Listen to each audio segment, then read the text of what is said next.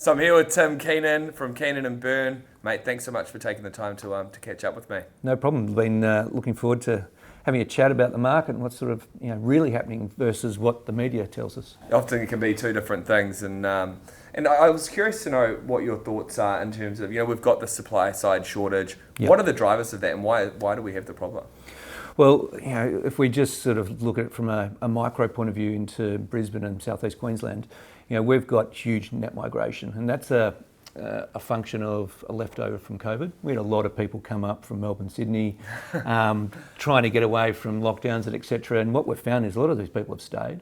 They haven't gone back, and in fact, what we're finding is their parents are now coming up because they're staying, and it's sort of providing a lot more different buyer types, which is great for us. You've got parents wanting to spend 2 or 3 million, but you've still got first home buyers wanting to spend that, 700 to $1 million. So at the end of the day, the net migration is here and they're not going home. And then you layer on top of that the fact that we've got the Olympics coming, which is epic, but that inherently brings infrastructure issues and who's going to actually build all this sort of stuff. So we're looking at this with this huge net migration. We need to build a lot more buildings, houses, everything required. But later on top of that, we need to build stadiums, roads, more hospitals to make this all work in its place. So there's some growing pains, and there's going to be continual growing pains, I believe. I don't know how we're going to facilitate this huge net migration from the southern states, and now as we've seen these 900,000 people coming over the next 2 years into Australia. Yeah, certainly in our data we're seeing huge amounts of demand surging from across the country, in particular New South Wales into Queensland. But as you say, we've got to have the infrastructure. There needs to be the houses being built, otherwise it's going to put pressure on the locals, and none of us want that. Yeah, look, it's exciting times, and we're not complaining, right? We're just going to come up with a solution, and I think the solution starts with local council, your EDQs of the world up here who make the decisions on approvals. We've got huge problems with car parking, where every 2-bedroom has to have a car park, even if that's next to a train station.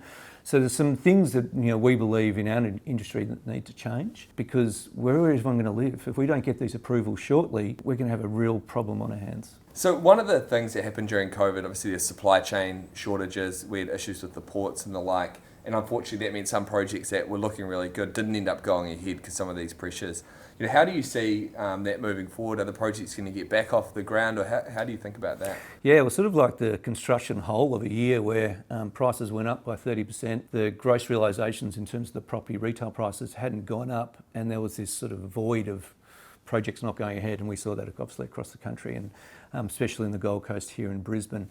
And I guess the solution so far now is that the gross realisations have caught up to the increase of build. So feasibilities these days, they've got more sight on what's actually going to happen without any problems of more increased prices, which hopefully don't happen. We've got 2 projects at the moment, one on the Gold Coast, one in Brisbane, that we were marketing last year, sold a lot of the stock, but the prices went up in terms of the retail prices, and the build prices went up. So they've stalled, but they're now in a place where they've got a DA, they're half sold with pre-sales, so they're actually in a really strong position.